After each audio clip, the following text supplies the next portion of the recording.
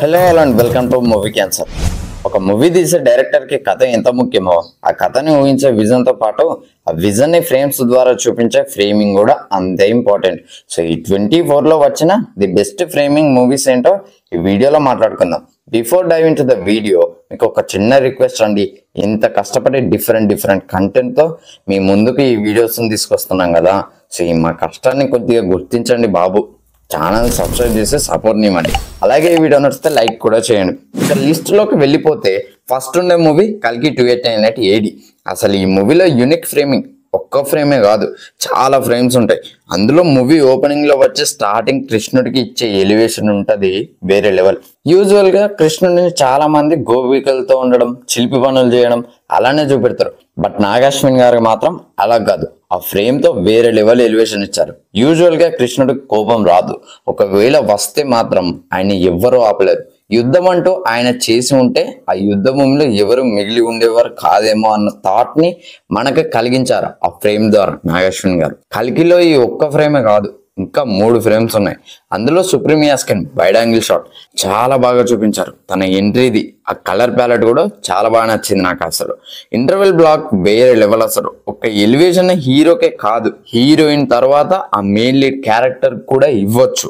ఇస్తే ఎలా ఉంటది, ఐ మీన్ ఆమె కడుపులో ఉన్న కల్కికి ఎలివేషన్ ఇస్తూ మనకే ఆమెను చూపించారు. ఫైర్ లో ఆమె నడుచుకుంటూ అది ఆడియన్స్ మైండ్ లో ఫిక్స్ అయిపోయింది. అండ్ లాస్ట్ ఇందులో క్లైమాక్స్ అదే భైరవ కర్ణ రివీల్ వేరే లెవెల్ షాట్ కదా. అసలు సూర్యపుత్ర వైకర్తన ఒక క్లోజ్అప్ షాట్స్ ఇస్తూ వైడ్ యాంగిల్ షాట్ ఇస్తూ అందరికీ ఆ షాట్ గూస్ బంప్స్ తెప్పించింది. అండ్ నెంబర్ 2 దేవరలో కూడా చాలా మంచి షాట్స్ ఉన్నాయి భయ్యా.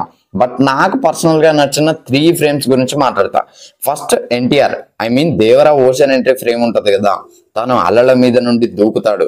ఆ ఫ్రేమ్ ని కొరటాల గారు ఫుల్ గా కవర్ చేశారు. అండ్ ఇంటర్వెల్ లో ఇది అంటే ఈ పర్టికులర్ ఫ్రేమ్ వచ్చినప్పుడే ఖచ్చితంగా అరవాలరా అని థియేటర్ కి వెళ్ళి కూర్చుంటారు చూసారా, అందులో నేను కూడా ఒకనే. సో ఆ ఫ్రేమ్ ఏంటిదంటే అది గ్లిమ్స్ లో కూడా హైలైట్ చేస్తారు. అదే ఆ హాఫ్ మూన్ ఫుల్ మూన్ అవ్వడం వేరే లెవెల్ కదా, అసలు బ్లడీ మూన్ అన్నట్టుగా. అండ్ ఫైట్ అయిపోయిన తర్వాత కూడా తను ఒక సీరియస్ లుక్ తో కూర్చుంటాడు. ఆ ఫ్రేమ్ ఉంటది, తన ఇంటెన్షన్ వేరే లెవెల్ ఉంటది అసలు. అండ్ క్లైమాక్స్ షాట్ అసలు నెక్స్ట్ లెవెల్. ఆ షాట్ చూసినప్పుడు హాలీవుడ్ షాట్ అన్నట్టు కనబడింది. రియల్లీ గూస్ బంప్స్ అసలు. నెంబర్ 3 సరిపోదా శనివారం. ఇందులో మెయిన్ 2 ఫ్రేమ్స్ గురించి చెప్తా. ఒకటి ఫస్ట్ నానికి అండ్ ఎస్జే సూర్య గారికి ఫేస్ ఆఫ్ పడుతుంది నార్మల్ గా. అండ్ క్లైమాక్స్ లో వాళ్ళిద్దరికి యాక్చువల్ అసలు ఫేస్ ఆఫ్ పడుద్ది వేరే లెవెల్. అసలు వివేక్ అత్రేయ గారి మైండ్ లో ఆ ఫ్రేమింగ్ ఎలా వచ్చిందో ఏమో అసలు. నెంబర్ 4 పుష్ప 2. యాక్చువల్లీ పుష్ప 2లో కూడా చాలా మంచి ఫ్రేమ్స్ ఉన్నాయి.